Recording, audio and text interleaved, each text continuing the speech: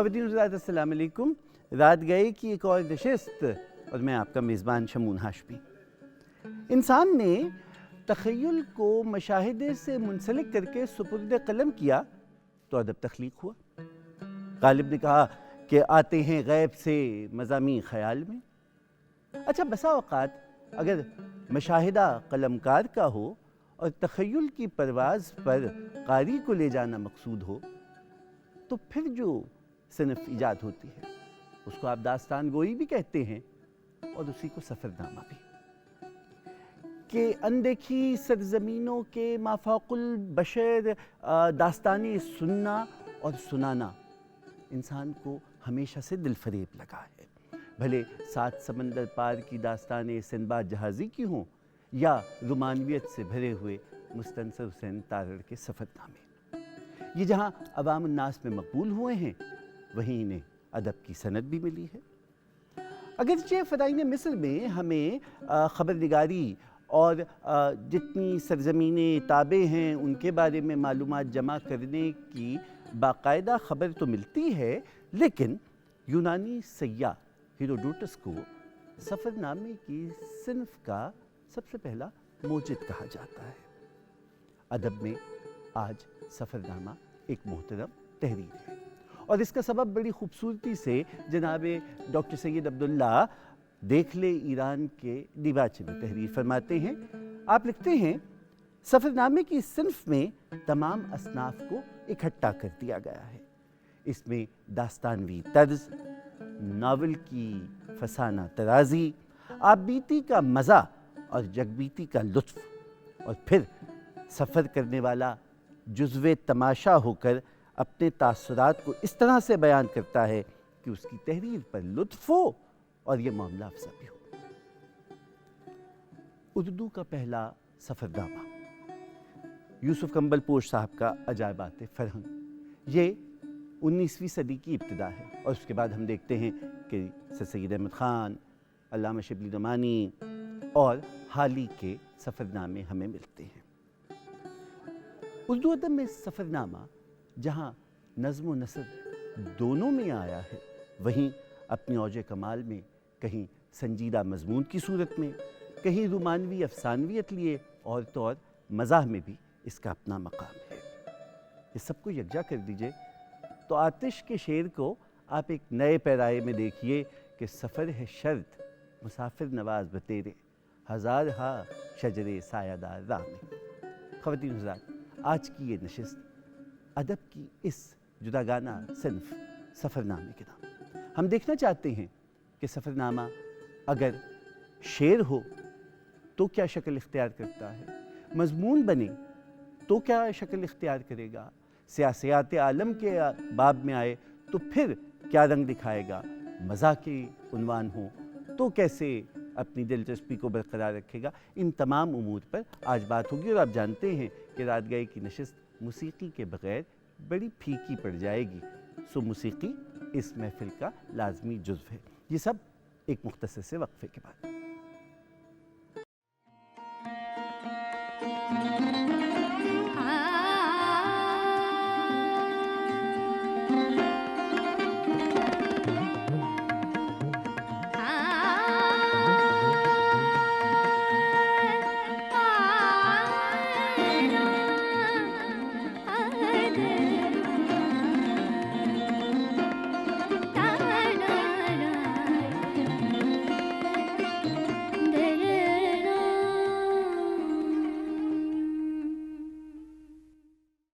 خواتین حضرات، رات گئے کی نشست میں باقاعدہ خوش آمدید. وقفے پہ جانے سے پہلے ابتدائیے میں عرض کر چکا کہ آج ہمارا موضوع اس نشست میں ادب اور بالخصوص اردو ادب میں سفر نامے کی حیثیت، اہمیت اور اس کی مختلف شکلوں سے متعلق ہے. اور اس نشست میں جو شامل گفتگو ہیں میں ان کا تعارف کراتا جاؤں. ڈاکٹر نجیب جمال. ڈاکٹر صاحب، آپ اردو کے پروفیسر ہیں، محقق ہیں، 3-4 یونیورسٹیز میں بطور ڈین، چیئرمین اردو ڈپارٹمنٹ، اسلامیہ یونیورسٹی بہالپور، اسلامک یونیورسٹی، اور آج کل آپ ایف سی یونیورسٹی سے وابستہ ہیں. آپ کو صدر مملکت نے تمغہ امتیاز سے نوازا ہے. 18 کتابوں کے آپ مصنف ہیں اور جامعہ الازہر میں اردو چیئر پر فائز رہے ہیں. ڈاکٹر صاحب آپ کی آمد کا شکریہ. بینا گوئندی، بینا آپ دانشور ہیں، شاعرہ ہیں، محقق ہیں، سیاسی کارکن بھی ہیں جو مجھے اس پہ کارڈ پہ نہیں بٹ آپ سے واقف کون نہیں ہے.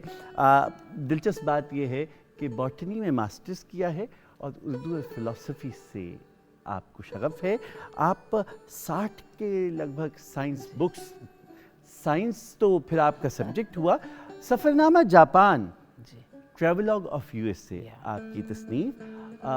آپ سے بینا ہم گفتگو کریں گے بطور خاص کہ سائنس کو سفرنامے سے ہوتے ہوئے ادب تک کیسے لائیں گے. اور خواتین و حضرات، موسیقی کے باب میں آج کل لندن میں رہائش پذیر ہیں، کراچی سے آپ کا تعلق ہے، بچپن سے استاد مہدی حسن صاحب کے شاگرد تھے. جمال اکبر ریڈیو، ٹیلی ویژن، فلم کے لیے گایا. غزل میں خاص پہچان رکھتے ہیں. ہماری دعوت پہ تشریف لائے ہیں. جمال صاحب آپ کی آمد کا بھی بہت شکریہ. ڈاکٹر صاحب اور بینا آپ دونوں سے سوال میرا ابتدا یہیں سے کرتے ہیں. ہم دیکھتے ہیں کہ جیسے میں نے اپنے ابتدائیہ میں کہا، مصریوں کے ہاں بھی ہمیں روایت ملتی ہے کہ خبر نگاری ہو رہی ہے. یونانیوں کے ہاں خود برصغیر پاک و ہند میں کبھی البیرونی کا نام، کبھی ابن بطوطہ کا نام.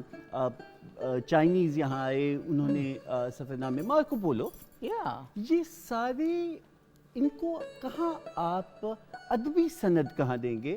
کیونکہ بادشاہ وقت نے تو علاقے مفتوح کرنے کے لیے ہو سکتا ہے جاسوسی کے لیے لوگ بھیجے ہوں، تو کیا اسپناج رپورٹ بھی یا صحافی جو خبر نگاری کر رہا ہے وہ بھی سفر نامے کا درجہ پائے گا؟ کیا پیرامیٹر طے ہوئے قدیم زمانے سے لے کے آج تک؟ ہاں، اس میں ایسا ہے کہ یہ جتنے سفرنامہ نگار اور جتنے سفر کرنے والے لوگ جن کے آپ نے نام لیے ہیں، ان سب نے خشکی کے ذریعے سے یا بحری راستوں سے جو سفر کیے ہیں، تو سب ہی نے کچھ نئے منطقے اور کچھ نئے علاقے دریافت کیے، نئی دنیایں دریافت کی. اور ان کا جو سفر ہے وہ ایک روٹ بناتا ہے، ایک راستہ بناتا ہے. وہی راستے آج دنیا میں ایک جگہ سے دوسری جگہ پہنچنے کے لیے استعمال ہوتے ہیں. اور آج جو دنیا اتنی سمٹ گئی ہے، تو یہ ان میں ان سیاحوں کا اور سفر کرنے والوں کا بہت بڑا ہاتھ ہے. اگر یہ وہ راستے دریافت نہ کرتے، روٹ دریافت نہ کرتے، تو شاید آج دنیا کی تاریخ مختلف ہوتی ہے. اور شاید ایسا ہوتا کہ ایک بر اعظم کے لوگوں کو دوسرے بر اعظم کے لوگوں کا پتہ بھی نہ ہوتا. تو پھر انہی کی وجہ سے فتوحات کا سلسلہ شروع ہوا. وہ روٹ بنتے گئے اور پھر ظاہر ہے کہ ہر دور میں منڈیوں کی تلاش رہی ہے اور تجارتی راستے بھی یہ بنتے چلے گئے. تو ان راستوں کی وجہ سے تجارت جو ہے وہ ہونے لگی. تجارت کرتے کرتے کچھ ممالک کو یہ خیال آیا کہ صرف یہ منڈیاں ہی نہیں ہیں بلکہ کالونیاں بھی ہیں. ان پر قبضہ کر کے یہاں کے جو وسائل ہیں ان پر قبضہ کیوں نہ کیا جائے. تو یہ عام طور پہ آپ دیکھیں گے کہ کم و بیش جہاں جہاں نو آبادی آپ کو نظر آتی ہے وہاں یہی ایک اس کے پیچھے فلسفہ ہے. دوسرا یہ ہے کہ جتنی نو آبادیاں آپ کو نظر آئیں گی وہاں یہ محسوس ہوگا جیسے جو سپر طاقتیں ہیں وہ جو محکوم لوگ ہیں جہاں وہ آ کر قبضہ کرتے ہیں ان کو بے عزت بھی کرتے ہیں، بے توقیر بھی کرتے ہیں. صرف غلام نہیں بناتے، ان کی روحوں پر بھی قبضہ کر لیتے ہیں. ان کے صاحبان ہنر کو وہ کمتر گردانتے ہیں. ہاں، اور ایک یعنی اس طرح کا ایک تاریخ جو ہے وہ بنتی نظر آتی ہے. لہذا جب کوئی سفر نامہ نگار ان واقعات کو لکھتا ہے سفر کرتے ہوئے تو اس کی نظر ظاہر ہے سب سے پہلے تاریخ پر ہوتی ہے.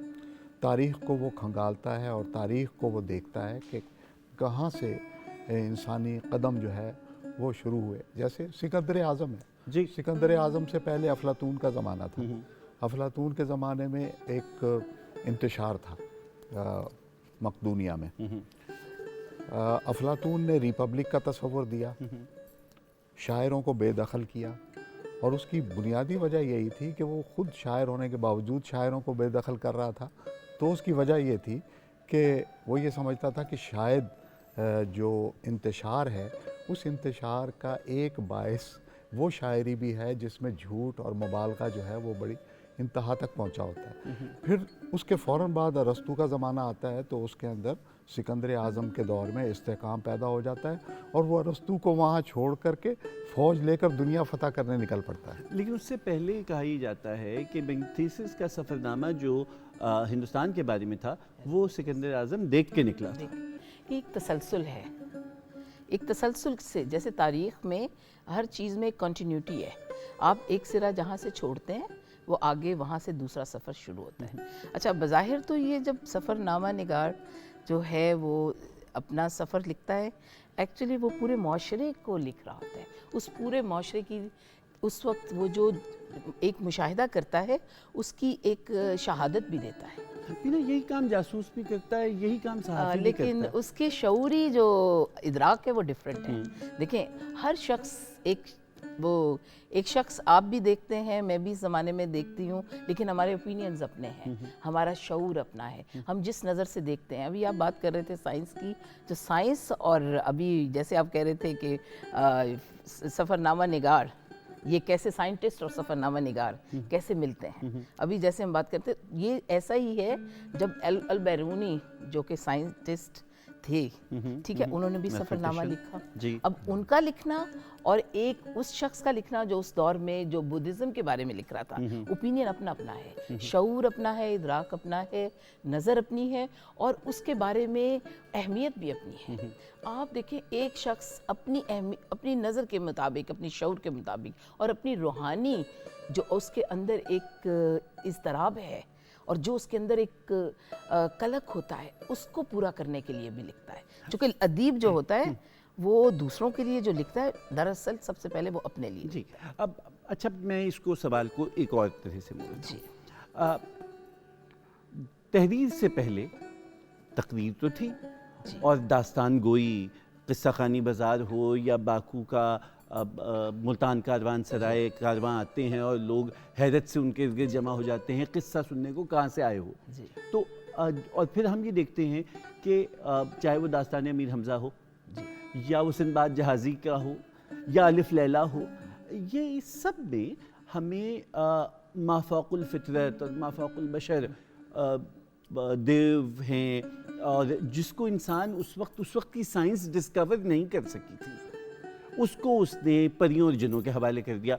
ٹھیک ہے. تو اب کیا داستان گوئی کو, ڈاکٹر صاحب خاص طور پہ میں آپ سے پوچھوں گا کیونکہ آپ اردو کے پروفیسر ہیں, کیا داستان گوئی کو ہم سفر نامے کی سب سے پہلی ابتدائی شکل کہہ سکتے ہیں؟ ہاں, یہ بڑی اچھی بات کی آپ نے, کیونکہ داستانیں جو ہیں عام طور پر کسی تلاش یا کسی جستجو کا حوالہ ہیں. عام طور پہ ہوتا یہ ہے کہ کوئی پینٹر یا مصور آ کر کسی شہزادی کی, کسی خاتون کی تصویر جو ہے وہ دکھاتا ہے شہزادے کو, اور وہ پاگل ہو جاتا ہے اور وہ اس کو ڈھونڈنے نکل پڑتا ہے. اور داستان سیف الملوک جی, اور ڈھونڈنے کے لیے بھی پھر یہ ہے کہ داستانوں کے اندر ہمیشہ وہ جو ڈھونڈنے والا ہے وہ چوتھے کھونٹ کی طرف جاتا ہے, جبکہ اسے بتایا جاتا ہے کہ یہ جو 3 کھونٹ ہیں, یعنی 3 جو راستے یا اطراف ہیں, یہ بہت ہی سیف ہیں, محفوظ ہیں. اگر ان راستوں سے سفر کیا جائے تو آسانی سے اپنی منزل تک جو ہے وہ پہنچا جا سکتا ہے. اور چوتھا جو کھونٹ ہے یا چوتھا جو راستہ ہے وہ اگرچہ مختصر ہے مگر بہت پر خطر ہے, لیکن وہ چوتھے راستے ہی کو منتخب کرتا ہے جانے کے لیے. تو خطرات جو ہیں یا وہ مہم یا ایڈونچر جو ہے وہ اس کا ایک داستانوں کا ایک لازمی عنصر ہے. تو یہ ایڈونچر ہی سفر ہے.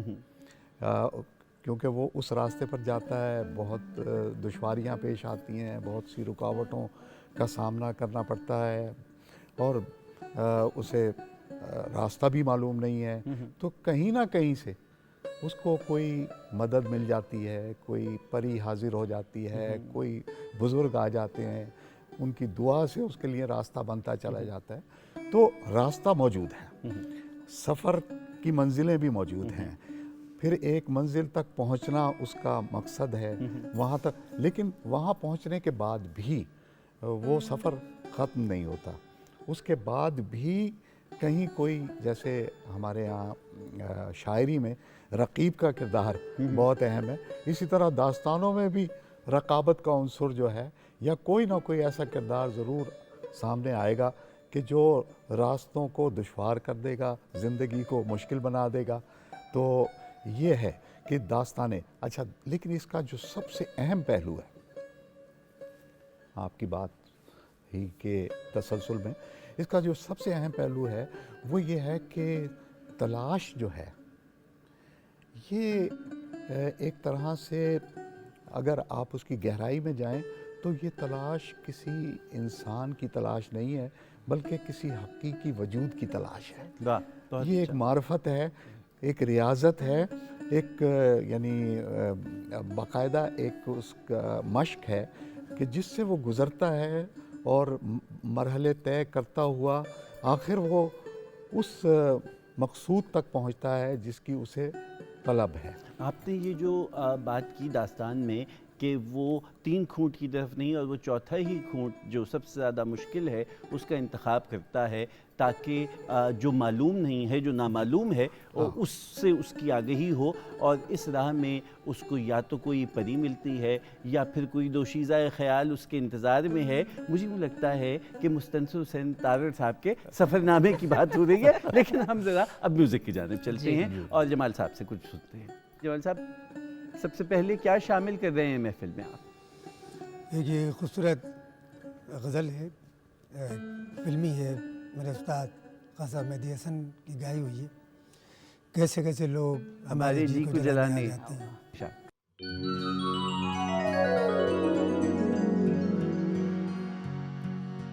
کیسے کیسے لوگ ہمارے جی کو جلانے آ جاتے ہیں، کیسے کیسے لوگ ہمارے جی کو جلانے آ جاتے ہیں، اپنے اپنے غم کے فسانے، اپنے اپنے غم کے فسانے ہمیں سنانے آ جاتے ہیں، کیسے کیسے لوگ ہمارے جی کو جلانے آ جاتے ہیں، کیسے کیسے لوگ۔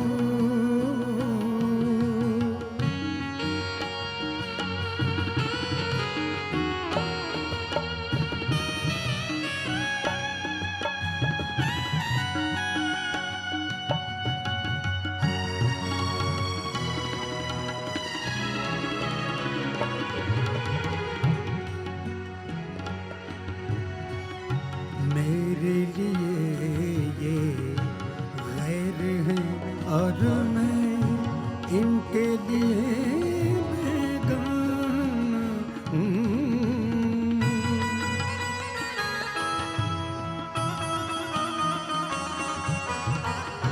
میرے لیے یہ غیر ہیں اور میں ان کے لیے بیگانہ ہوں،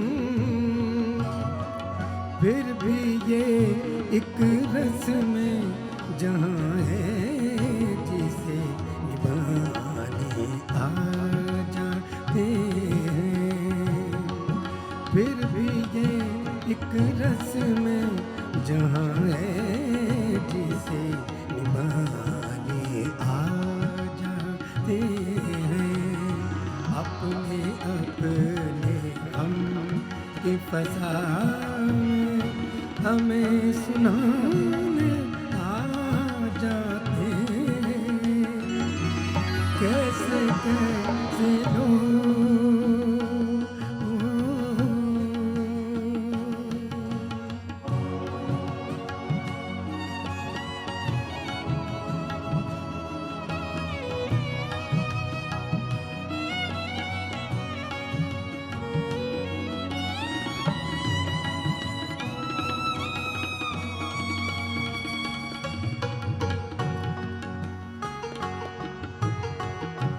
इनसे अलग मैं रह नहीं सकता इस बेदर्द ज़माने में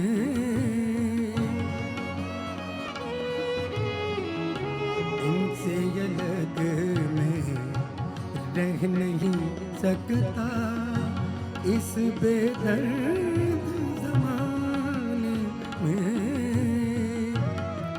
मेरी ये मजबूरी मुझको याद दिलाने आ जाते मेरी ये मजबूरी मुझको याद दिलाने आ जाते अपने अपने गम के फसाने अपने अपने गम के फसाने हमें सुनाने आ जाते कैसे कैसे लोग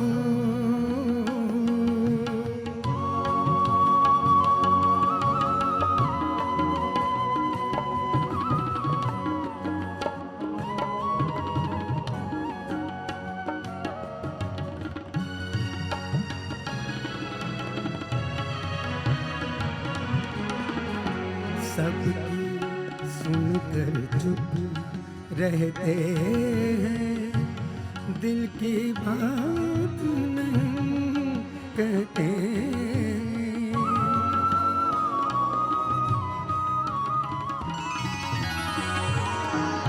सबकी सुनकर चुप रहते हैं दिल की बात नहीं कहते आते आते जीने के भी लाख बहाने आ जाते आते आते जीने के भी लाख बहाने आ जाते अपने अपने गम के फसाने अपने अपने गम के फसाने अपने अपने गम के फसाने हमें सुनाने आ जाते कैसे कैसे लोग हमारे जी को जलाने आ जाते हैं कैसे कैसे लोग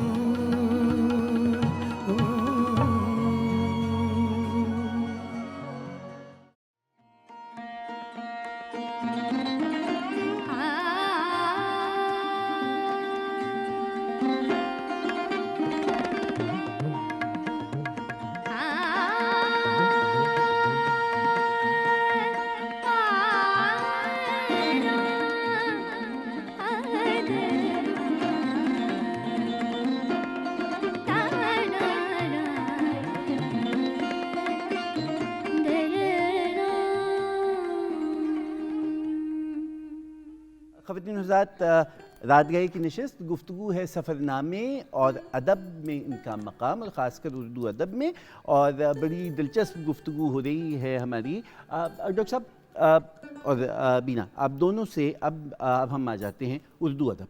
अच्छा, इब्तिदा में हम ये देख रहे हैं کہ یوسف کمبل پور صاحب کا ایک ہمارے پاس عجائبات فرہنگ سب سے پہلا جسے کہا جاتا ہے وہ ہے. زیادہ معلوماتی نوعیت کے سفر نامے، حالی کا سفر نامہ یا سر سید کا سفر نامہ یا شبلی نعمانی کا سفر نامہ، وہ جو ہمارے کلاسک عہد کے سفر نامے ہیں ان میں جو شکل ہمیں نظر آ رہی ہے اس میں کوئی ادبی معراج، کوئی زبان کی لطافت یا کوئی جو ہمیں بعد میں قدرت العین حیدر کے ہاں یا مستنصر کے ہاں نظر آتی ہے. عطیہ فیضی کا، اب میں خواتین کی بات آپ سے الگ رکھنا چاہ رہا تھا. اچھا بینا آپ نے چونکہ عطیہ فیضی کا نام لے لیا. اچھا ہم یہ دیکھتے ہیں کہ ایک تو وہ زمانہ ہے کہ اردو ادب میں خاتون اپنے نام سے کوئی چیز تحریر نہیں کر سکتی. کوئی بنت ماجد الباقر ہے، کوئی والدہ افضل علی ہے اور اس طرح سے. لیکن ابتدا ہی میں خواتین نے سفر نامے لکھے. سب سے پہلے سفر نامہ بیگم صاحب بھوپال، آپ حج کے لیے گئی ہیں، اس میں بڑا دلچسپ واقعہ جو بیگم صاحب بھوپال میں بھی لکھا گیا کہ آپ کا اونٹ جو تھا وہ باقی قافلے سے بچھڑ گیا اور بیگم صاحبہ کو یہ خوف نواب کہ یہ خوف طاری ہوا کہ شاید یہ بدو کہیں مجھے اغوا نہ کر لیں، تو وہ اپنے اونٹ کے اوپر بیٹھی ہوئی اشرفیاں اچھالتی گئیں تا وقت کہ لوگوں نے ڈھونڈتے ہوئے آ گئے. عطیہ فیضی نے سفر نامہ لکھا اور پھر ہم بعد میں دیکھتے ہیں کہ بہبود سے منسلک رہیں یہ بیگم اختر ریاض الدین، ان کا سفر نامہ. یہ جو شروع ہی سے خواتین نے سفر نامے، کہاں تو چلمنوں کے پیچھے بیٹھی ہزار پردوں میں چھپائی گئی بیبیاں اور کہاں سفر نامے. یہ آپ نے بہت خوب بات کی ہے. یہ جس طرح یہ سفر خواتین کا اب آپ نے بات کر دی، چونکہ سفر بھی اور سفر نامہ بھی، چونکہ خواتین کا لکھنا بذات خود ایک سفر نامہ ہے. آپ اگر اس کو فلسفی کی انداز سے سوچیں تو یہ بھی ہے کہ ہمارا سفر، چونکہ میں خود بھی بیگاف کے نام سے لکھا کرتی تھی، اس لیے میرے بہت سی تحریر جو میری ایسی ہیں جو کہ بینا گوئندی کے نام سے نہیں تھی، کیونکہ مجھے ایسا تھا کہ مجھے اپنے اس چیز کو چھپانا بھی تھا کہ میں لکھتی ہوں. دیکھیں یہ آج کے ہم ایک ماڈرن دور کی بات کر رہے ہیں، جبکہ ایک انگریزی میڈیم میں پڑھا ہوا بچہ جو ہے وہ بھی اس چیز کو، لڑکی جب ہوگی تو اس کو چھپانا پڑتا ہے. یہ تو آج کے دور کی بات نہیں. اب یہ دیکھیں جب میں آج سے 30 برس پہلے میں نے ہیروشیما کے آنسو لکھا، جاپان کا سفر نامہ، اس وقت جو میں نے حقیقت لکھ دی تھی اگر میرے گھر والے اس وقت پڑھ لیتے تو شاید اس کو قبول نہ کرتے. اب وہ فخریہ انداز سے کہتے ہیں کہ یہ روایت ہمارے ہاں عام ہے. اب وہ روایت بن گئی ہے چونکہ ہم ویلیوز کو اپنے طریقے سے ٹرانسلیٹ کرتے ہیں، اپنے ماحول کے مطابق کرتے ہیں. چونکہ ہماری ایتھک اور مورل ویلیوز ٹورڈز وومن، ہماری خواتین کے بارے میں وہ چینج ہو جاتی ہیں. لیکن بطور خاتون، اور جیسے آپ نے یہ بات کی ہے، میں یہ سمجھتی ہوں کہ ان خواتین کا ایک اپنا سفر تھا جس سفر کو انہوں نے تحریر کیا، اور ان کا شعور اور ان کی جو ان کو پر پوری مسافتوں سے جس انداز سے وہ ایک زندگی گزار رہی تھیں اور ان کو دیکھنے کا انداز مردوں سے اور اس دور کے دوسرے لوگوں سے بہت مختلف تھا. تو اس لیے ان کے سفر ناموں میں آپ کو بہت باریکیاں بھی نظر آئیں گی، اور یقین مانیں کہ بہت سی چیزوں سے، حقائق کے اوپر سے انہوں نے پردہ نہیں بھی اٹھایا ہوگا. یہ بھی میں بتا دوں، آج کی سفر نامہ نگار خواتین جو ہیں وہ شاید تھوڑا سا مبالغہ آرائی سے کام لے سکتی ہیں. اب لیکن چونکہ اب ہم بہت خواتین کو ایک آزادی ایک بظاہر مل چکی ہے، بظاہر، ٹھیک ہے. لیکن یہ میں آپ کو ایک بات بتاؤں کہ اس دور میں نے بھی جو لکھا، ہم نے بھی ایک ڈھکا چھپا انداز سے لکھا. بینا جو بیگاف نے لکھا ہے اور جو بینا گوئندی اس کو ابھی تسلیم کرنے کو تیار نہیں تھی، تو اس کی وجہ کہیں یہ تو نہیں تھی کہ وہ دوستوں میں ایک اصول طے ہوتا ہے سفر کرتے ہوئے، what happens in Rome stays in Rome.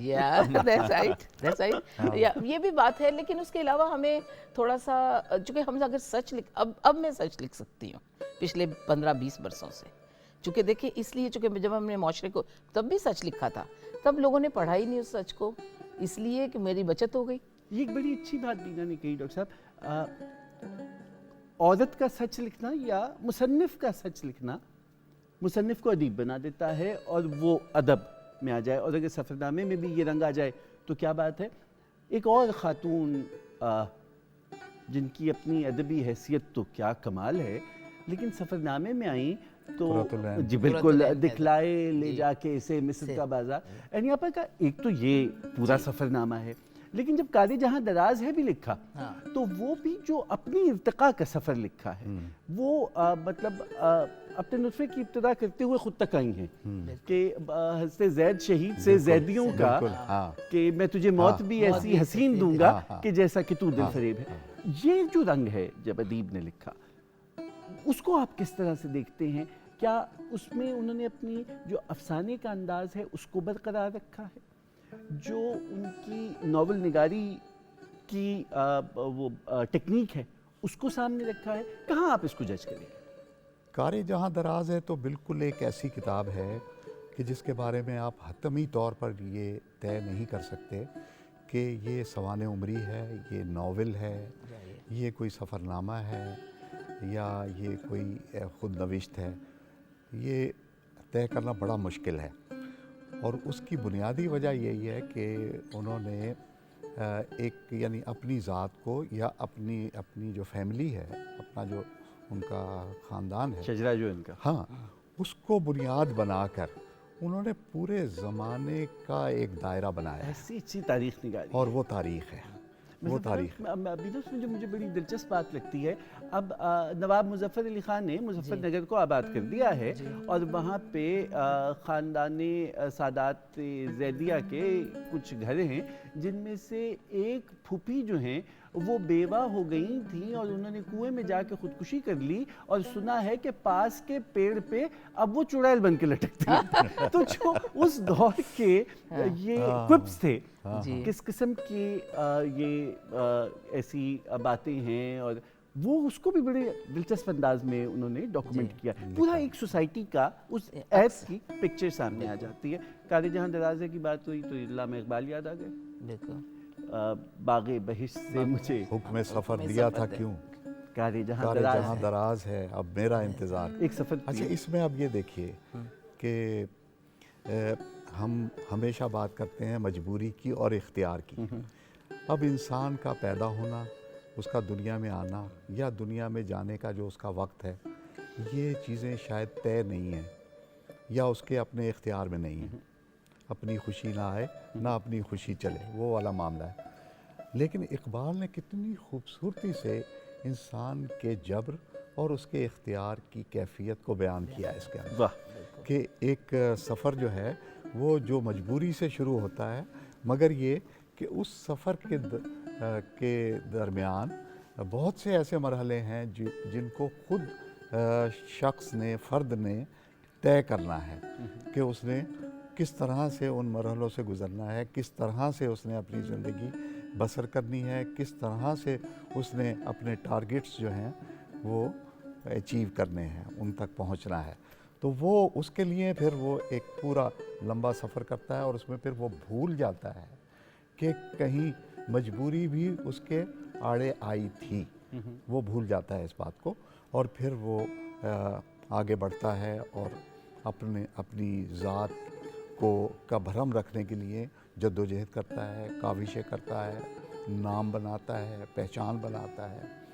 اور دنیا میں جتنے بڑے لوگ ہیں جن کا نام یا پہچان ہے، تو ایسا محسوس ہوتا ہے جیسے کہیں مجبوری یا کوئی جبر جو ہے وہ ان کے کہیں قریب سے بھی ہو کر نہیں گزرا۔ اور وہ جو جرأت زندانہ ہے، اب میرا انتظار کر، وہ کیا انداز ہے، ہاں کیا انداز ہے یہ کہ اب میرا انتظار، میرا۔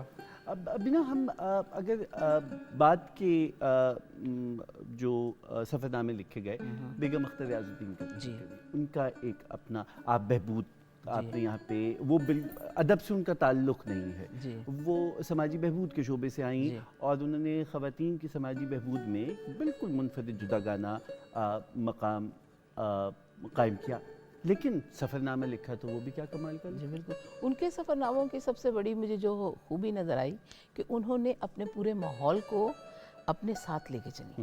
اب جیسے ابھی آپ بات کر رہے تھے کہ ڈاکٹر صاحب بات کر رہے تھے سفر، انسانی سفر زندگی سے موت تک کا۔ اب دراصل بات یہ ہے کہ ہر شخص، میں سمجھتی ہوں، ایک سفر نامہ نگار بن سکتا ہے اگر وہ فوکس رکھے۔ جب ہم اپنے سفر پہ فوکس رہیں اور ہم یہ سمجھ کے زندگی کو گزاریں کہ یہ زندگی ایک سفر ہے. میں سمجھتی ہوں ہماری مجبوریاں بھی ہمارے آڑے نہیں آ سکتی, ہمیں کسی کا خوف نہیں ہو سکتا, ہمیں کسی کا جبر سے لڑنے کا بھی ہمارے اندر جرأت آ سکتی ہے. تو آپ اگر ان کے, ہماری بیگم ریاض کے اگر سفر ناموں کو دیکھیں, ان کے اندر میں یہ سمجھتی ہوں کہ کچھ مجھے ان کے پڑھنے کا, جاپان کا ان کا جو سفر نامہ, وہ 3 اٹلی اور جاپان اور 3 ممالک کا, وہ بلکہ انہوں نے مجھے خود ہی گفٹ کیا ایک زمانے میں. تو اس میں انہوں نے یقین مانے کہ یہ بھی لکھا کہ کس وقت تک ان کے ہسبینڈ جو تھے ان کا وہ ویٹ کرتی رہی, اور اس دوران کے اوپر 2 قسطیں ختم ہو جاتی ہیں اس کمرے کے اندر. یہ آپ ان کا جاپان کے. تو میرا کہنے کا مطلب یہ ہے کہ وہ بھی ان کے لیے ان کا انتظار جو تھا, وہ سمجھتی ہیں کہ یہ بھی میرے لیے ایک بہت اسی طرح ہے جیسے کہ ہم موت کا, دیکھیں ہم یہاں پہ کیا کر رہے ہیں سب لوگ, اگر ہم یہ دیکھیں ہم منتظر ہیں, ہم سب لوگ اس مسافت کو کمپلیٹ کرنے کے منتظر ہیں, جو کہ سفر ہم ایک مسافت کو طے کرتے ہیں نا, اس مسافت, اور لیکن اس میں فوکس اور تلاش, جستجو, اور جب اس میں شعور آ جائے کہ ہم واقعی اس قید سے آزاد ہونا چاہتے ہیں, اس سفر کو مکمل کرنا چاہتے ہیں, چونکہ منزل جو ہے وہ کسی چیز کو, ہر چیز کو تکمیل سمجھ لینا وہ آپ کی منزل نہیں ہے, چونکہ میرے نزدیک منزل کچھ بھی نہیں ہے. اچھا, چونکہ منزلیں تو تبدیل ہوتی ہیں, یہ مکمل نہیں ہوتی. بیگم ریاض الدین کے بارے میں تھوڑا سا بات کرنا چاہ رہا ہوں. ایک تو وہ انگریزی کی پروفیسر تھیں اور یہاں لاہور میں کئی سال انہوں نے پڑھایا. پھر ان کی شادی جو ہے وہ ریاض الدین سے ہوئی جو ڈپلومیٹ تھے, اس کی وجہ سے ان کو ساری دنیا کو دیکھنے کا موقع ملا.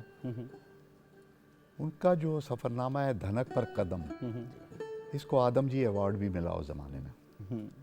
اور میں یہ سمجھتا ہوں کہ ہمارے اردو میں جتنے سفر نامے لکھے گئے ہیں ان میں زبان کی خوبی کے اعتبار سے اور مشاہدے کے اعتبار سے, اور وہ بھی ایک عورت کی نظر اور اس کا مشاہدہ, وہ اس کی جو باریک بینی ہے وہ بیگم اختر ریاض الدین کے سفر ناموں کے اندر آپ کو نظر آئے گی. مثلا یہ جو دھنک پر قدم ہے, یہ نیو یارک کے بارے میں ہے, میکسیکو کے بارے میں ہے, ہانگ کانگ کے بارے میں ہے, یہ سان فرانسسکو کے بارے میں ہے, اور اتنی گہرائی سے اور اتنی باریک بینی سے انہوں نے چیزوں کو دیکھا ہے. مثلا نیو یارک, ان کا مشاہدہ یہ ہے کہ مجھے بھی اتفاق ہوا وہاں 1-2 دفعہ جانے کا. ان کا مشاہدہ یہ ہے کہ جو مین ہیٹن علاقہ ہے وہاں لوگ جو ہیں سورج نہیں دیکھ پاتے, یعنی کسی ایسے وقت میں وہ دفتر میں آتے ہیں جب ابھی سورج نکلا نہیں ہوتا, اور رات گئے کہیں وہ واپس جاتے ہیں. اسی طرح انہوں نے وہاں ایک انڈر گراؤنڈ ٹرین کا ذکر کیا ہے جہاں یعنی ایک طرح سے جرائم ہوتے ہیں, اور کہیں بھی کسی بھی صورت میں آپ اکیلے وہاں سفر نہیں کر سکتے, یا رات میں کسی ایسے وقت سفر نہیں کر سکتے جب وہاں سواریاں کم ہوں. میں خود بھی ٹائم اسکوائر سے ایک مرتبہ واپس آ رہا تھا, اور میں جب وہ نیچے سیڑھیاں اتر رہا تھا تو مجھے کسی نے منع کیا کہ آپ اس وقت نہ جائیں. تو میں پھر وہ ایک ٹیکسی لے کر وہاں سے گیا. تو یعنی ان کی جو آبزرویشن ہے, تو انہوں نے یہ بتایا ہے کہ یہ کس طرح کا ایک میں یہیں آپ سے یہ سوال کرنا چاہتا ہوں جو آپ یہ بتلا رہے ہیں, یہ سب جو معلومات ہیں یہ کسی سفر نامے میں, ہم بیگم اختر ریاض الدین کا ذکر کر رہے ہیں یا کوئی بھی ایسا شخص جو بظاہر ادیب نہ ہو, اس کے تحریر میں اس لیے آیا ہے کہ وہ معلومات کے اس منبع سے منسلک تھا اپنی نوکری کی وجہ سے یا اپنے شوق کی وجہ سے. اس میں اس کا ادبی کمال تو نہیں تھا. تو ادیب کا سفر نامہ کیا پھر اس سے محروم رہ جائے گا, کیونکہ وہ تو معلومات کے منبع سے منسلک نہیں ہے. سو یہ اس قسم کی باتیں جو مثلا پولیٹیکل نیچر کے سفر نامے لکھے گئے, چلتے ہو تو اب یہ کوکاف کے دیس میں مولانا کوثر نیازی کا, وہ پولیٹیکل معاملات کا ادراک بھی رکھتے تھے, رسائی بھی تھی. اور بڑی خوبصورت زبان جی، استعمال زبان تو کی ہے انہوں نے. اور پھر مولانا ان کی تو پھر ویسے بھی دینی اعتبار سے بھی ان کی بہت آپ کو پتہ ہے کہ تحریر میں بھی ان کا بڑا کمال دونوں میں. تو ادیب کا سفر نامہ کیسے مختلف ہے ایک صاحب معلومات سے؟ ایک سوال میرا، اور اسی میں اگر آپ سے پوچھ لوں کہ ایک سیاحت ہوتی ہے، ایک سفر ہوتا ہے اور ایک ہجرت ہوتی ہے، کس کی داستان سفر نامہ ہے؟ ہاں، اس میں دیکھیے جو سیاحت ہے یہ تو آپ اپنی مرضی سے، اپنی خوشی سے، ہالیڈے پیکج، اپنے اختیار سے اس لیے وہ بیگ آپ کے نام سے لکھیں گے. کرتے ہیں. ہاں، اور ظاہر سفر جو ہے وہ اب ایک بڑی مجبوری کا نام ہے. مثلا مجھے آپ کی بات سے یاد آیا کہ ایک انشائیہ ہے وزیر آقا کا، جی، سیاح اس کا نام ہے. اس میں ایک پلیٹ فارم ہے جس کے اوپر لوگ بیٹھے ہوئے ہیں. ایک فیملی ہے جو اپنے پورے سامان کے ساتھ سفر میں ہے، اور سامان جو ہے جیسے ہمارے یہاں ہوتا ہے کہ پورا گھر جو ہے وہ اٹھا کر کے لے کر چلتے ہیں لوگ، تو وہ اس طرح سے اس مینار بنا ہوا ہے صندوقوں کا اور گٹھڑیوں کا، ایک ایسا مینار سا کہ جس کو وہ پیرامڈ بتاتا ہے. اور اس سے ٹیک لگا کر ایک خاتون بیٹھی ہے، بچے جو ہیں وہ سارے پلیٹ فارم پر ادھر ادھر بھاگتے پھر رہے ہیں. وہ آدمی جو اس کے ساتھ ہے وہ سامان کی حفاظت بھی کر رہا ہے، ٹرین کا انتظار بھی کر رہا ہے. این اس وقت ایک اٹیلین جوڑا وہاں پلیٹ فارم کے اوپر آتا ہے، اور جیسے ہی وہ آتے ہیں، اب وہ ان کا لباس اگر آپ دیکھیں تو بالکل بے پرواہ ہیں لباس سے، آرائش سے، کسی بھی طرح. صرف ایک جو ہے وہ پانی کی فلاسک ہے، ایک جو ہے کیمرہ ہے، اور وہ دونوں ہاتھوں میں ہاتھ ڈال کے بے خبری سے وہاں سے گزر رہے ہیں. تو جیسے ہی وہ پلیٹ فارم میں داخل ہوتے ہیں ویسے ہی پورے پلیٹ فارم کی نظریں ان پر جم جاتی ہیں، اور جیسے جیسے وہ گزرتے جاتے ہیں ویسے ویسے لوگوں کی گردنیں بھی جو ہیں وہ گھومنا شروع ہو جاتی ہیں، اور وہ آخر پلیٹ فارم سے کہیں نیچے نکل کے غائب ہو جاتے ہیں. تو اس کے بعد سب کی گردنیں اپنے اپنی جگہ پر واپس آتی ہیں. تو اس سے آپ اندازہ کریں کہ وہ کتنی بے فکری سے وہاں سے گزر گئے. ان کو معلوم ہی نہیں دنیا میں کیا ہو رہا ہے، لوگ کس طرح دیکھ رہے ہیں، سوچ رہے ہیں. اور ہمارے لوگ بیچارے جو سفر کر رہے ہیں اپنی پریشانی میں، ایک لمحے کے لیے تو وہ ٹکٹکی باندھ کے ان کو دیکھتے ہیں، پھر ان کو خیال آتا ہے کہ نہیں، ہم تو شاید کسی مجبوری سے اس سفر کو طے کر رہے ہیں. اچھا، ایک سفر سر کا بھی ہے، تو میرے خیال میں اب ہم سر کے سفر پہ چلتے ہیں. بالکل. جمال صاحب کیا شامل کر رہے ہیں محفل میں آپ؟ آنکھوں سے ملی آنکھیں، واہ، دل سے جو ٹکرایا، واللہ مزہ آیا، پیش کر رہا ہوں.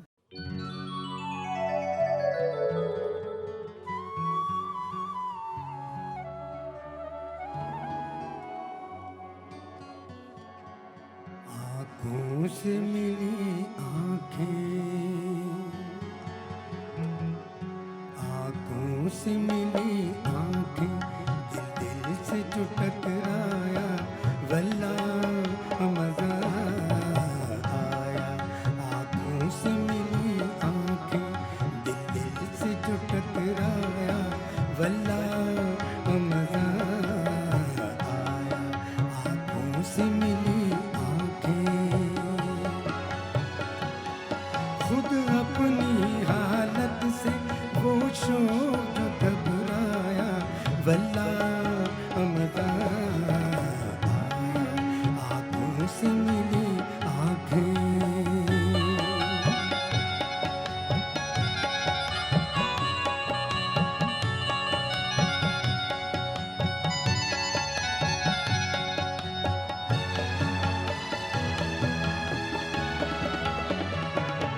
پلکیں جو اٹھی جیسے جھلکے کوئی پیمانہ،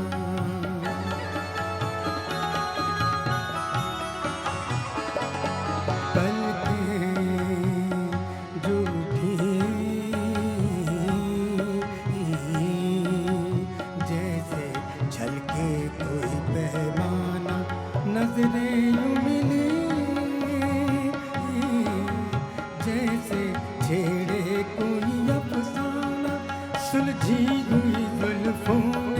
इस दिल को जो उलझाया वल्लाह मजा आया आंखों से मिली आंखें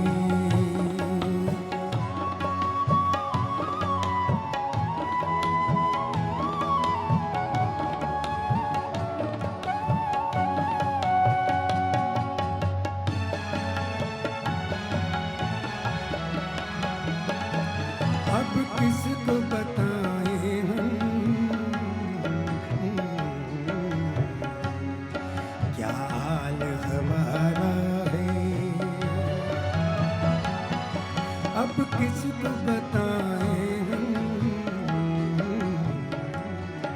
क्या हाल हमारा है जाते हुए जालिम ने एक तीर समारा है चेहरे से नकाब उसने चुपके से जो सरकाया वल्लाह मजा आया आंखों से मिली आंखें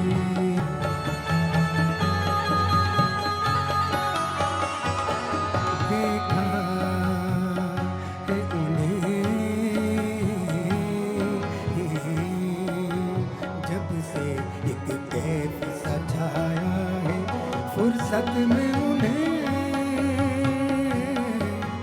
गोया अल्लाह ने बनाया है वो चांद सा टुकड़ा जो कुछ सोच के शर्माया वल्लाह मजा आया आंखों से मिली आंखें दिल से जो टकराया वल्लाह मजा आया आंखों से मिली आंखें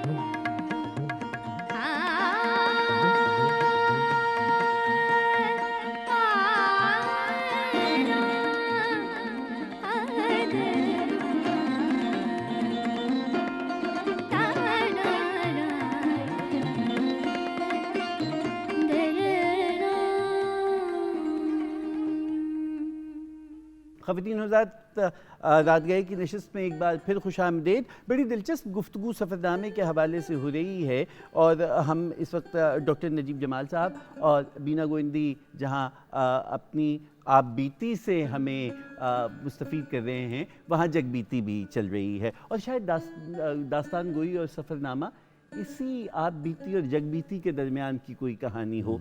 अब आपने मुझसे कहा कि सफ़रनामे में, जैसे डॉक्टर अब्दुल्ला ने क्या अच्छा कहा है कि दास्तानवी रंग भी है, रुमानवी अफसानवी तर्ज भी है, इत्तला भी है, मालूमात भी हैं, ये सब कुछ है।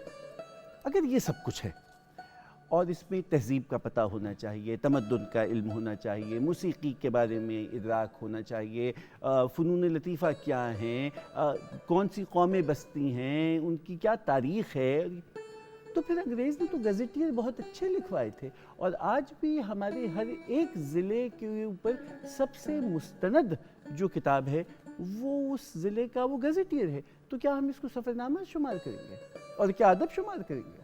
I don't think so. मेरा तो नहीं ख्याल ऐसा कि वो, देखिए, वो तारीख़ का एक हिस्सा तो हो सकते हैं, उसका एक हवाला बन सकते हैं, वो एक रेफरेंस है, लेकिन सफ़रनामे में सबसे पहली जो बात है, सफ़रनामा एक रिपोर्टाज नहीं है। सफ़रनामा आपकी उस हिस्ट्री को बयान करना नहीं, हिस्टोरियन की डायरी नहीं है। अच्छा।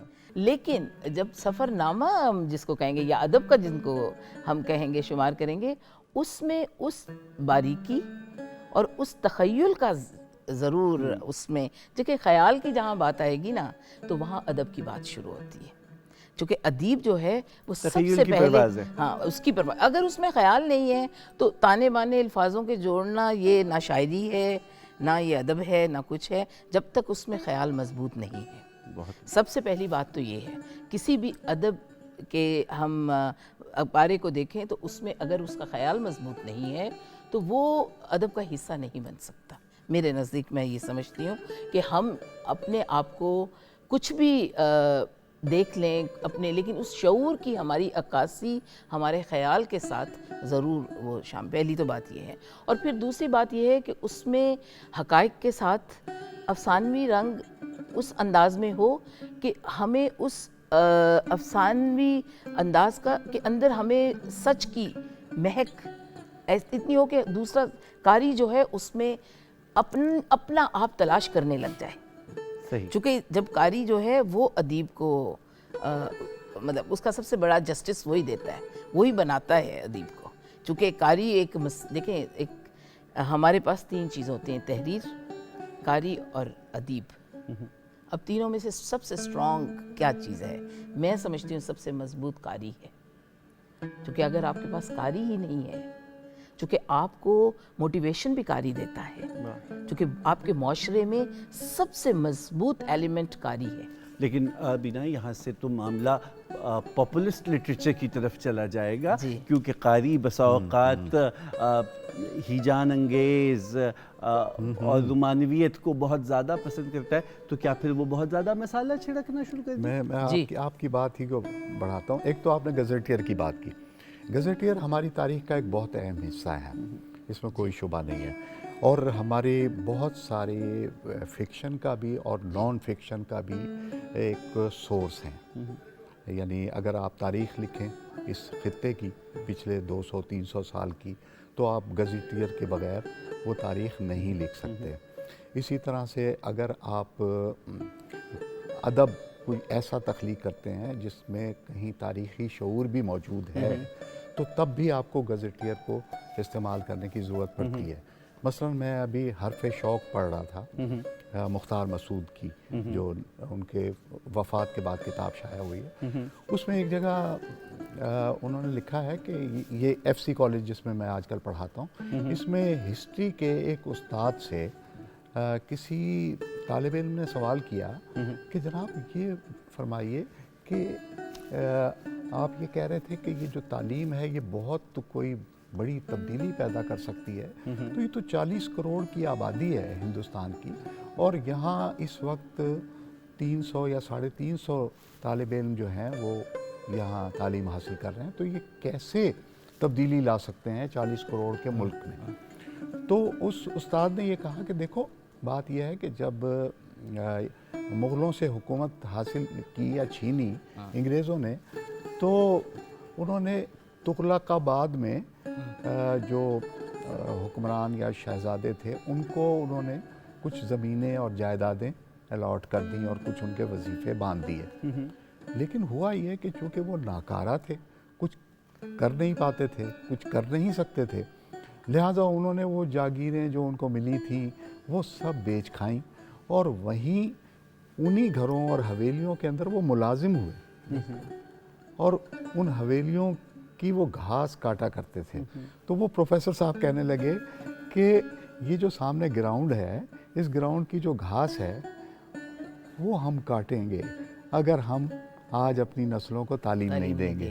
تو آپ یہ دیکھیے کہ وہ ایک یہ جو 340 یا اس طرح کی فگر ہیں، یہ گزیٹیئر سے بھی ہمیں ملتی ہیں. مثلا 1880 کا ایک گزیٹیئر میں نے کسی وقت دیکھا تھا، تو اس سے پتہ یہ چلا کہ 1880 میں جو ہندو طالب علم تھے جو انگریزوں نے کالج قائم کیے تھے، اس میں ان کی تعداد ہزاروں میں تھی، جبکہ مسلمان اس وقت تک تعلیم کی طرف آ نہیں رہے تھے. اچھا، یہ تو ہم نے جیسے ابتدا میں کہا وہ تو ایک اصلاح کے پہلو اور معلومات اور اس طرح راغب کریں، تو جو ہم شبلی کا بھی انداز دیکھتے ہیں اور سید کا وہ تھا. اب حمزہ اب یہ سارا جو ژانرا ہے اس کو بدلتے ہیں. ایک سفر کی داستان شاعری بھی ہے، ہر ایک ہے سوئے منزل جانا رواں دواں، ہر ذرہ کائنات کا پہ ہم سفر میں ہے، یا اب خود محو حیرت ہوں کہ دنیا کیا سے کیا ہو جائے گی.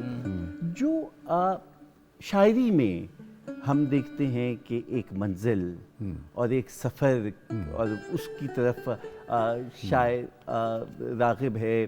یہ جو شعر میں ہمیں ایک سفر کی کیفیت ملتی ہے، شاعری نے جس طرح سے سفر کو لکھا ہے، اور اگر باقاعدہ سفر نامے میں آئے تو میر تقی میر کا دیوان غالب یا وہ کیا پوچھو بودباش پورب کے ساتھ پورب کے سامنے ہم کو غریب جان کے ہنس پکار کے.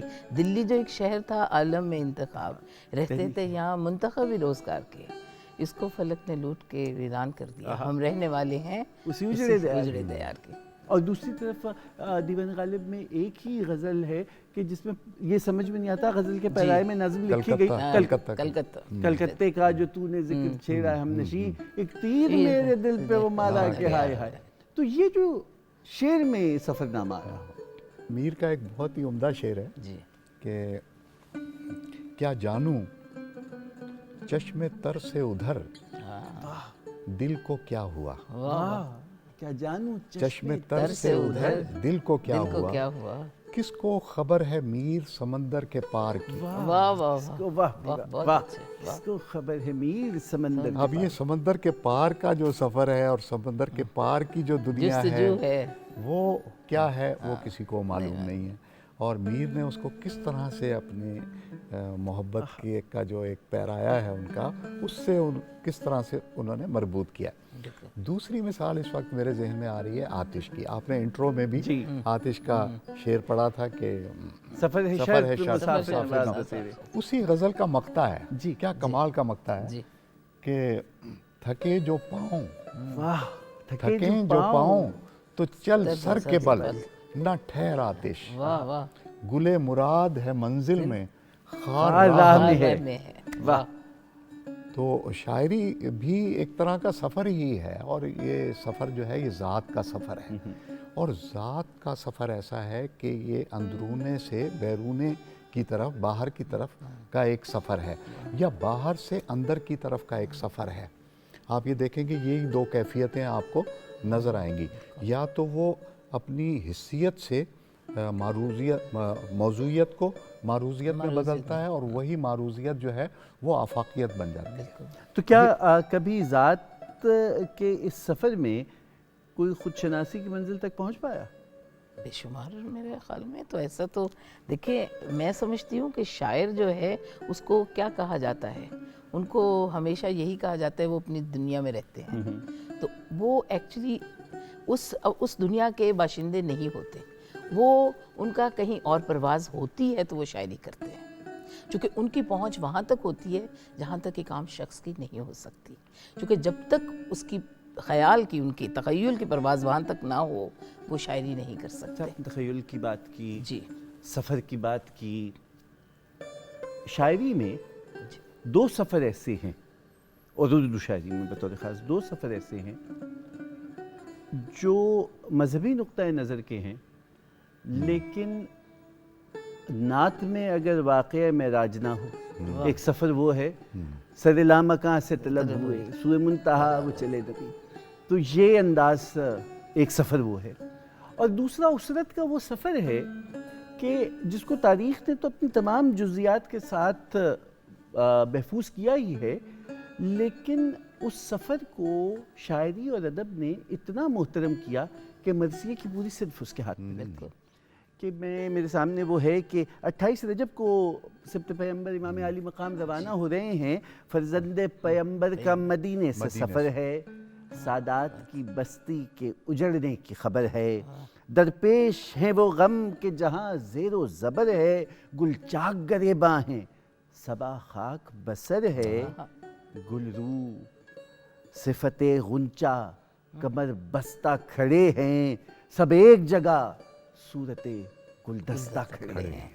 یا پھر یہی قافلہ لٹ کے مدینے واپس لوٹتا ہے تو دبیر کی آواز آ رہی ہے کہ مسافران مصیبت سفر سے آتے ہیں، سفر سے آتے ہیں سوغات غم کی لاتے ہیں. یہ دو سفر، ان کو کس انداز سے شاعری نے اپنے اندر ایسا کمال کے ساتھ کہ وہ تخیل کی پرواز بھی ہے، وہ اندر کا سفر بھی ہے، وہ قاری جڑ بھی گیا ہے. اتنے عرصہ گزر گیا ان دونوں واقعات کو، شاعری نے انہیں کس طرح سے زندہ رکھا.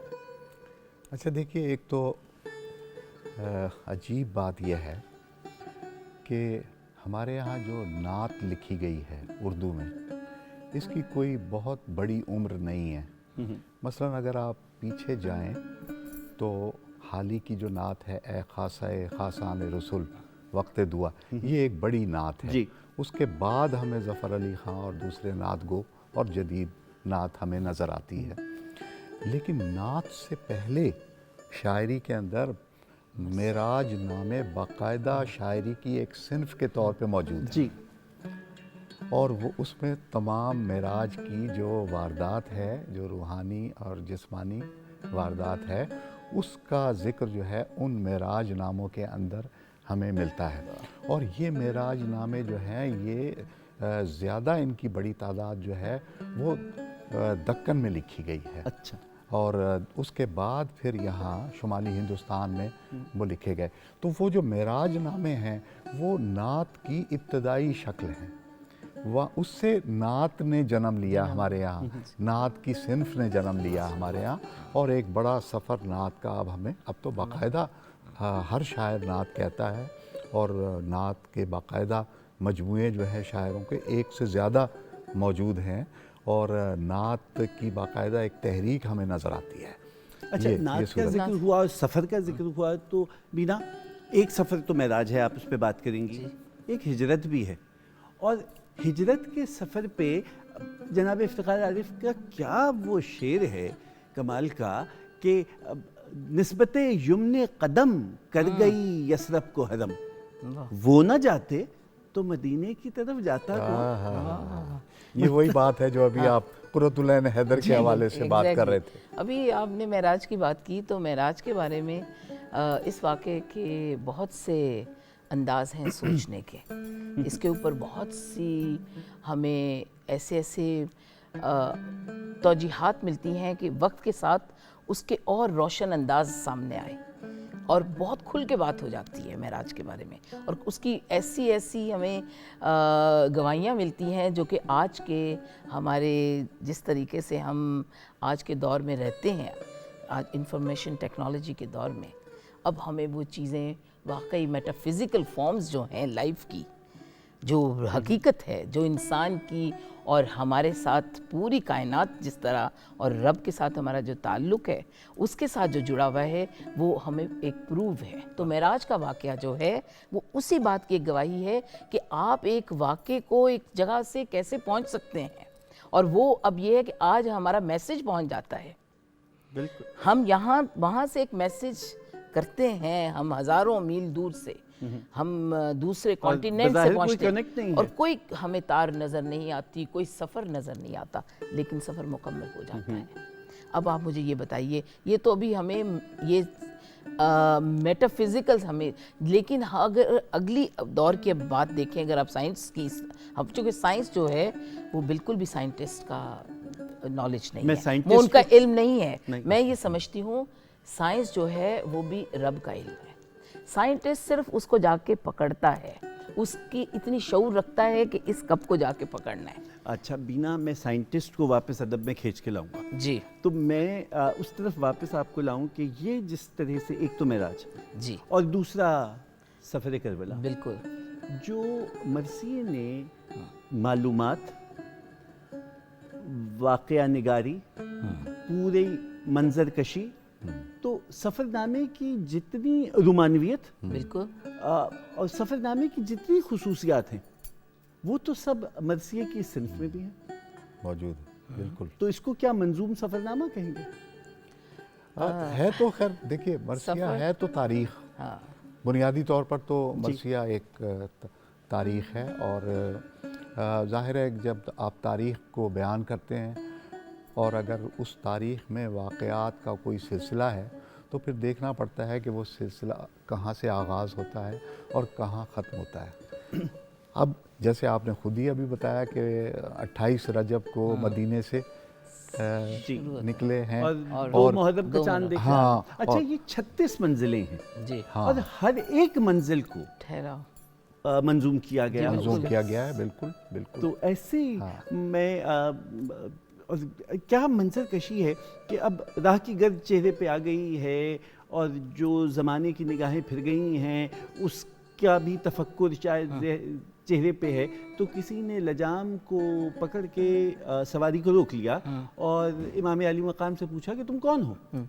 कितनी खूबसूरती से मौला ने बरसिए में लिखा हाँ, गया हाँ, कि ये तो नहीं कहा कि शहे शहे मशरिक़ैन मौला ने मौला ने सर सर झुका झुकाया। के कहा।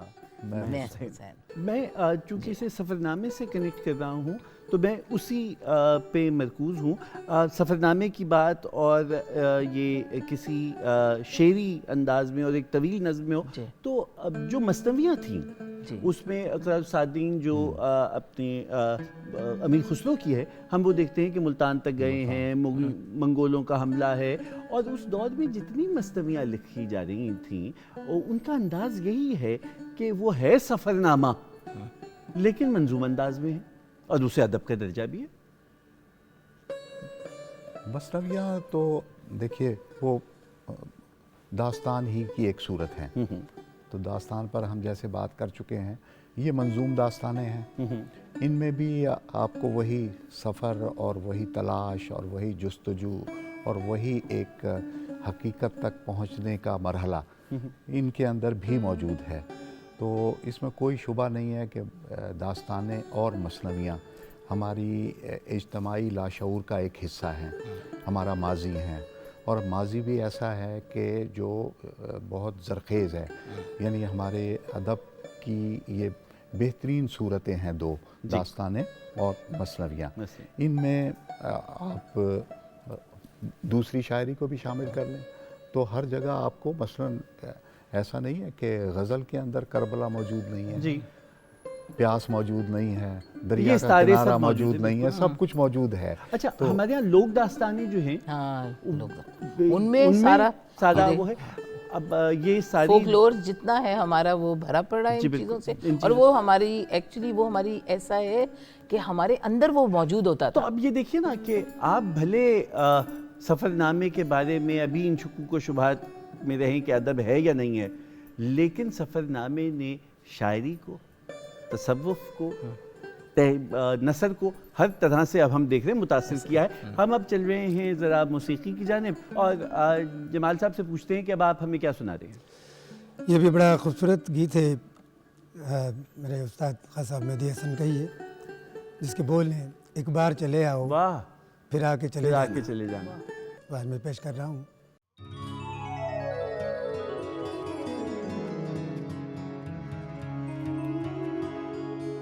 फिर आके चले जाना, फिर आके चले जाना,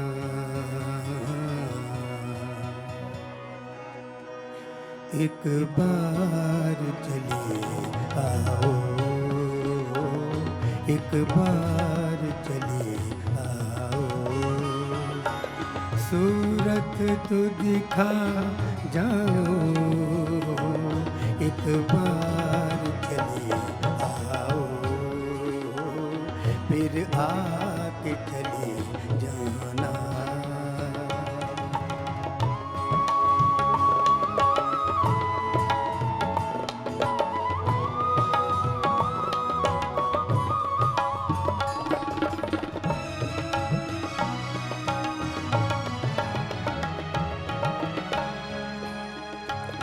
तुमको मेरे गीतों का संगीत बुलाता है, तुमको मेरे गीतों का संगीत बुलाता है, संगीत बुलाता है। कुछ गीत मेरे सुन लो, कुछ अपने सुना जाओ,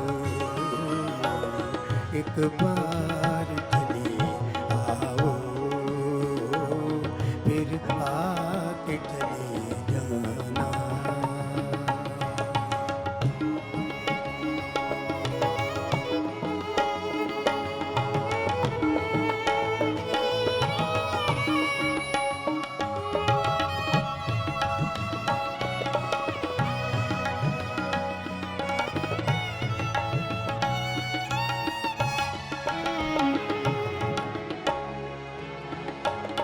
जो तुमको बुलाए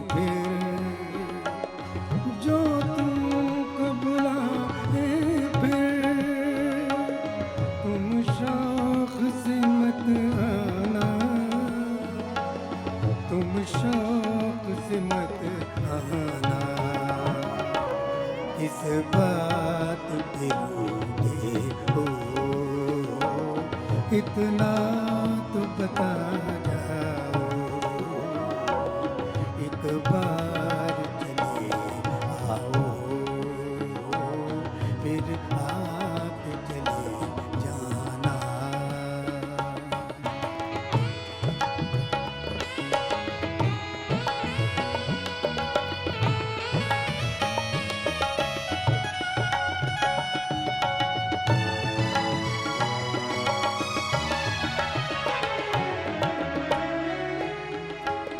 तुमको मेरे गीतों का संगीत बुलाता है, तुमको मेरे गीतों का संगीत बुलाता है, संगीत बुलाता है, कुछ गीत मेरे सुन लो,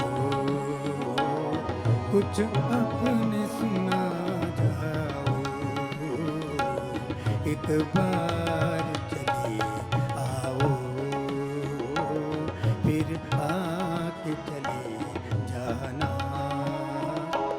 सूरत तो दिखा जाओ, एक बार चले आओ, फिर आके चले जाना।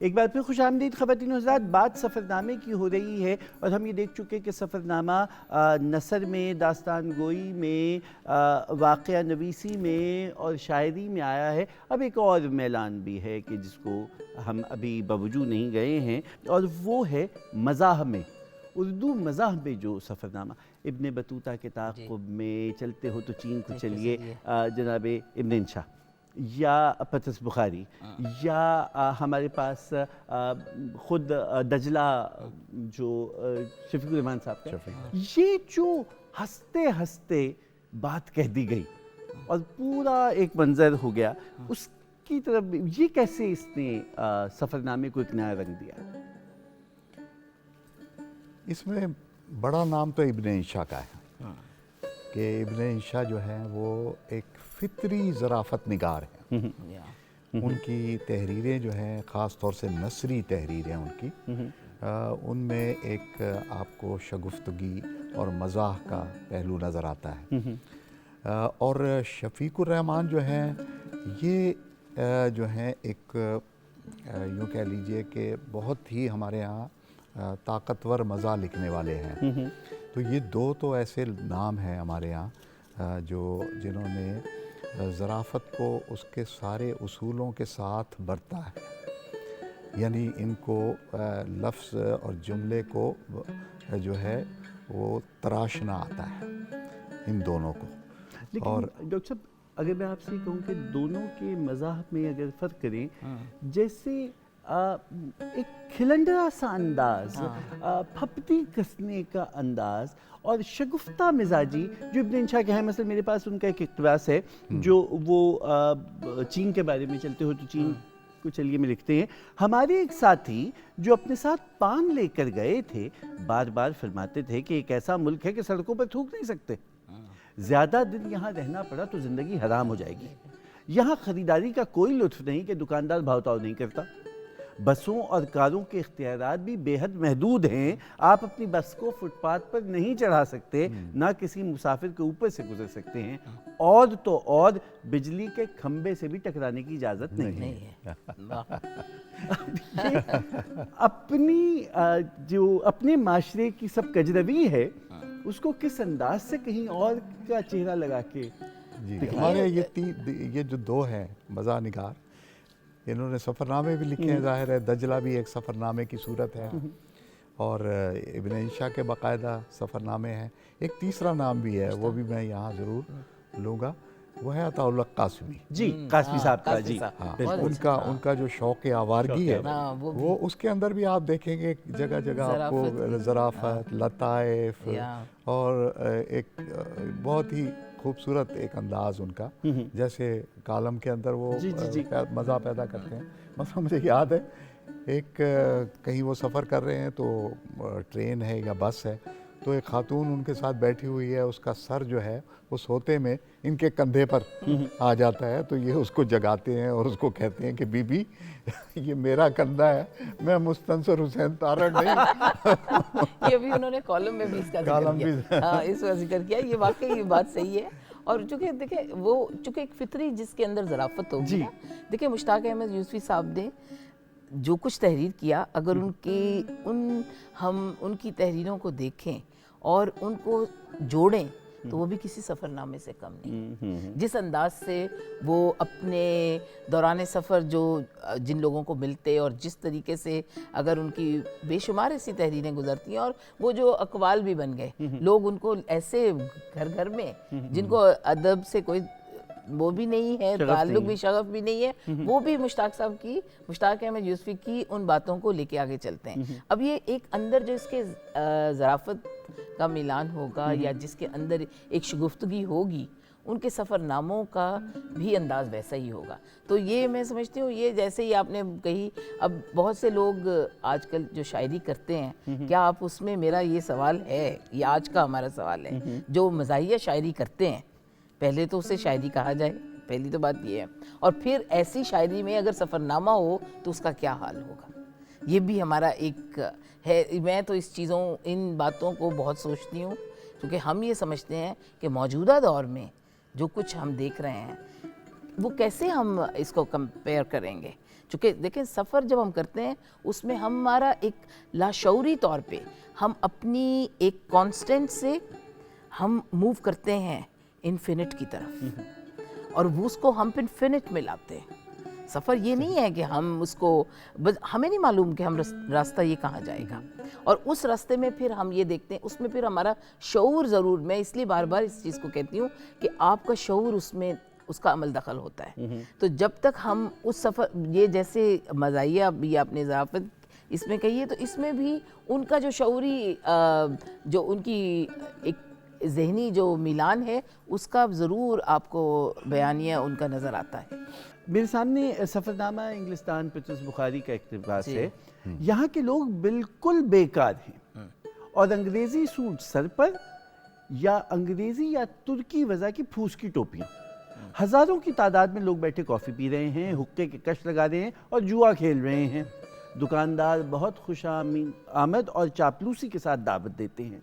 अगर आप बेनियाजी से चल दें तो फहश गालियाँ देते हैं। बेशुमार गाइड बाज़ार में चलना मुश्किल कर देते हैं और अज़हद बेहयाई के मशागिल के मुताल्लिक़ दावतें तरगीब देते हैं। ये इम्तियाज़ अली ताज साहब को भी उन्होंने खत लिखे, ये खतूत की शक्ल में ये थे। तो ये अब जो बात कहनी थी दोस्त तक, वो कह दी बिल्कुल। सो ये जो मज़ा में सफ़रनामा लिखा गया है, कम से कम इसके बारे में तो हमें कोई तरद्दुद नहीं होना चाहिए कि ये वाक़अतन अदब की शक्ल है और बहुत उम्दा अदब की शक्ल। बिल्कुल। मौसीकी की जानिब जाते हैं, और जमाल साहब ने अब तक तो हमें अपने उस्ताद की बहुत सी चीज़ें सुनाई हैं। आपकी एक गज़ल इफ्तिखार आरिफ साहब की बोलती आँखें चुप दरिया में डूब गईं, अगर वो इनायत हो तो क्या बात है? जी बिल्कुल पेश करता हूँ मैं।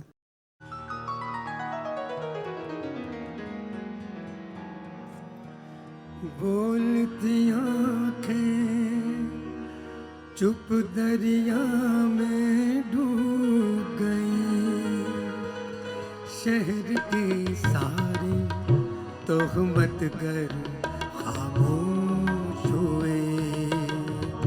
बोलती आँखें चुप दरिया में डूब गई, शहर के सारे तोहमत गर खामोश हुए, बोलती आँखें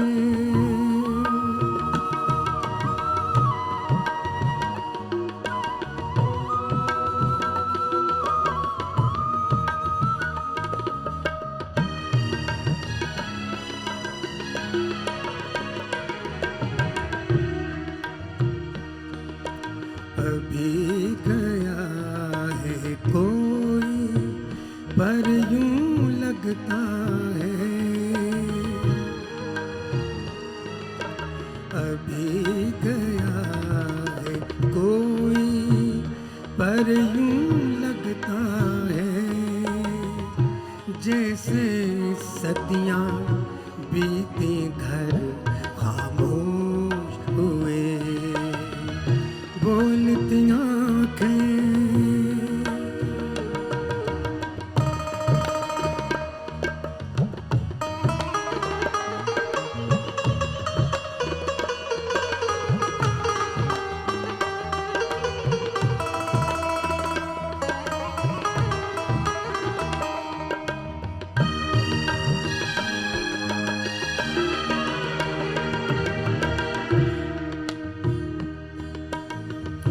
शहर नदामत ऐसा भी क्या सन्नाटा, शहर नदामत ऐसा भी क्या सन्नाटा, खैर तो है क्यों बामोदर खामोश हुए, बोलती आँखें चुप दरिया में डूब गई, शहर के सारे तोहमत गर खामोश हुए, बोलती आँखें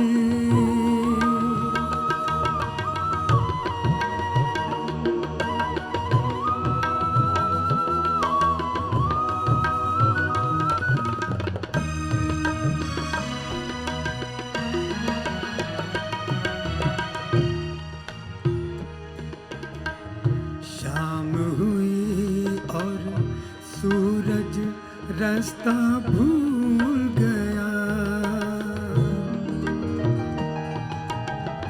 शाम हुई और सूरज रास्ता भूल गया, कितने हंसते बसते घर खामोश हुए, बोलती आँखें चुप दरिया में डूब गई, शहर के सारे तोहमत गर खामोश हुए, खामोश हुए, खामोश हुए।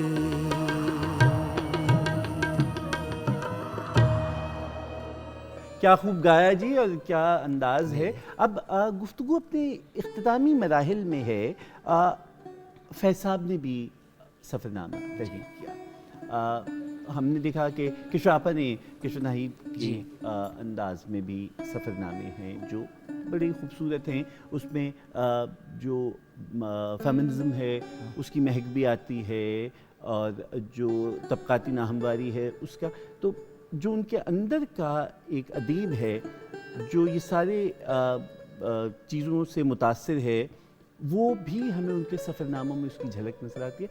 डॉक्टर साहब, आज क्या सफ़रनामा लिखा जा रहा है? ऐद हाज़िर में कौन मकबूल सफ़रनामे आप कह सकते हैं, या कौन ऐसे अदीब हैं कि जिनका कलम जो है वो इस सिन्फ से आज आपके ख़याल में इंसाफ कर रहा है?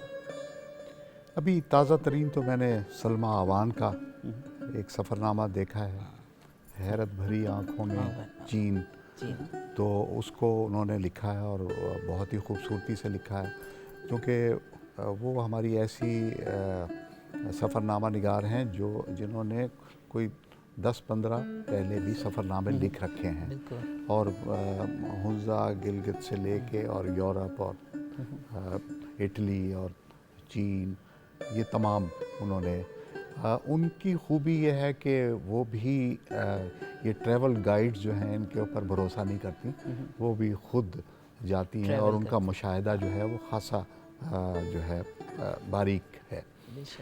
مثلا چین نے بڑی حیرت انگیز طور پہ ترقی کی ہے، اور میں خود بھی، مجھے اتفاق ہوا وہاں ایک چینی اردو ڈکشنری کا ایک پروجیکٹ تھا، اس کے اندر میں چین گیا تھا، تو وہاں مجھے بعض بڑی دلچسپ چیزوں کا اندازہ ہوا۔ مثلا ایک تو میرے ساتھ جو پروفیسر کوم کام کر رہی تھیں، انہوں نے یہاں کوئی 79 میں یہاں سے پنجاب یونیورسٹی سے انہوں نے ماسٹر کیا تھا، تو انہوں نے مجھے حیران کر دیا یہ کہہ کر کہ ایک زمانہ تھا جب میں وہاں ماسٹر کر رہی تھی اور میں مال روڈ کے اوپر جب چہل قدمی کرتی تھی تو میرے دل میں ایک ہی خیال آتا تھا کہ کبھی کوئی ایسا وقت بھی آئے گا کہ مال روڈ جیسی کوئی سڑک چین میں ہوگی۔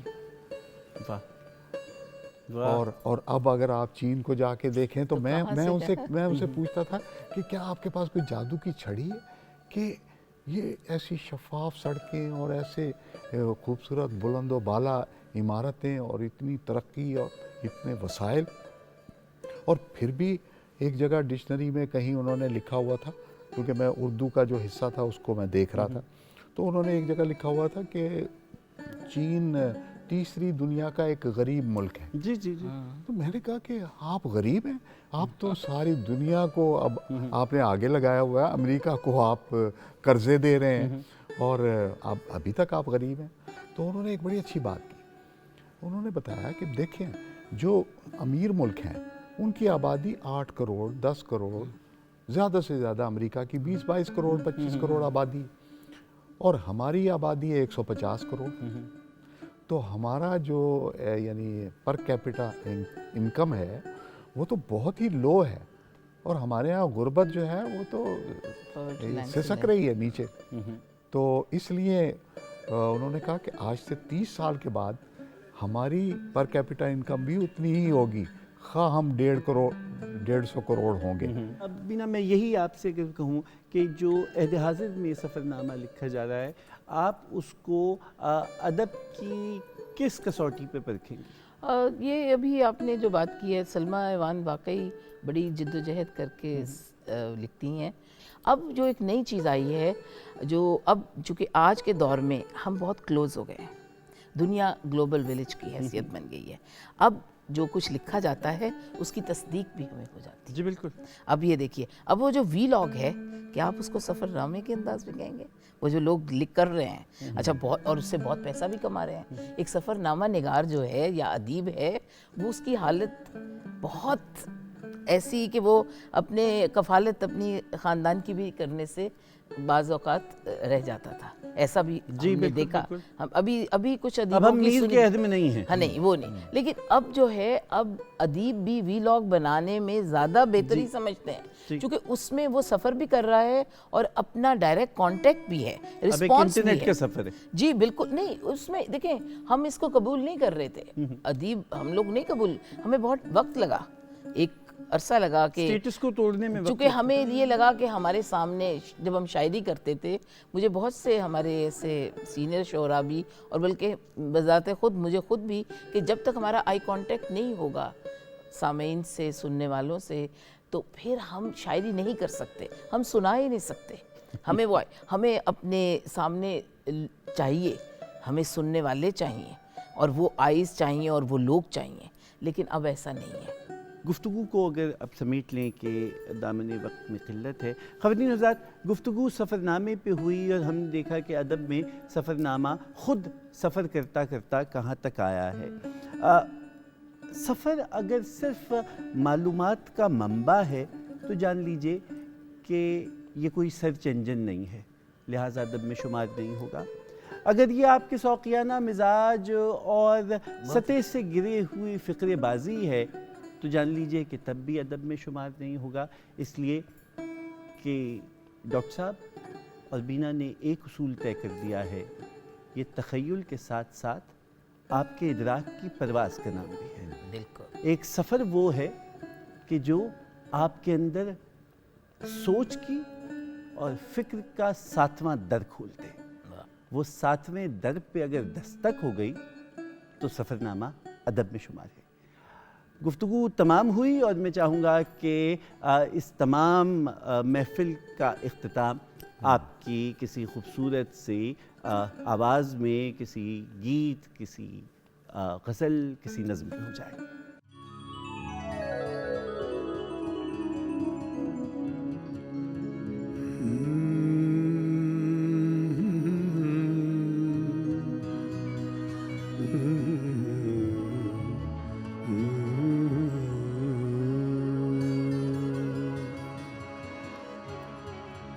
وہی زندگی کے ہنسی خواب ٹوٹے، میرے ہم سفر تم جہاں ہم سے چھوٹے، وہی زندگی کے ہنسی خواب ٹوٹے، وہی زندگی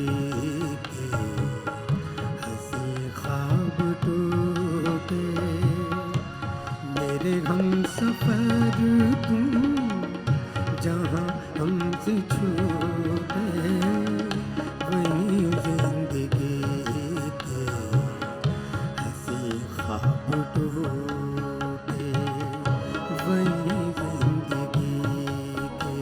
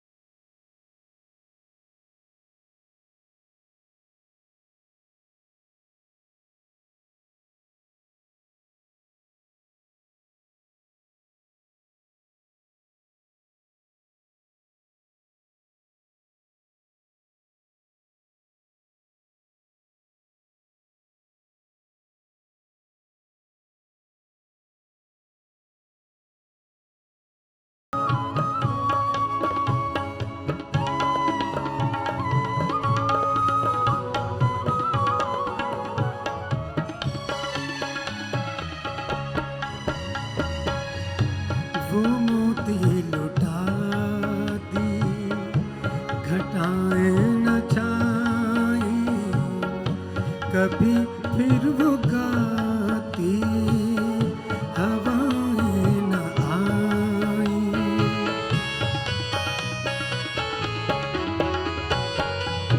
وہ موتی لٹا دی گھٹائیں نہ چھائیں، کبھی پھر وہ گاتی ہوائیں نہ آئیں، خفا ہو گئے تم تو سب ہم سے روٹے، وہی زندگی کے ہنسی خواب ٹوٹے، وہی زندگی کے۔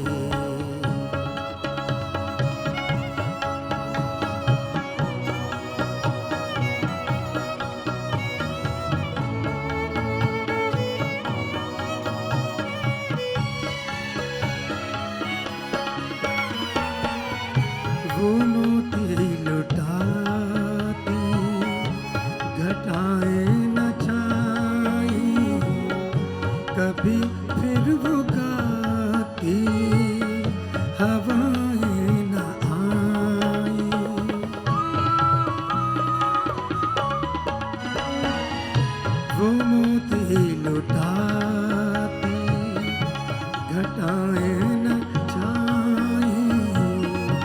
कभी फिर रुकाती हवाएं न आई, खफा हो गए तुम तो सब हमसे रूठे, वही जिंदगी की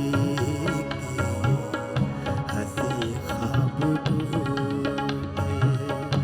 वही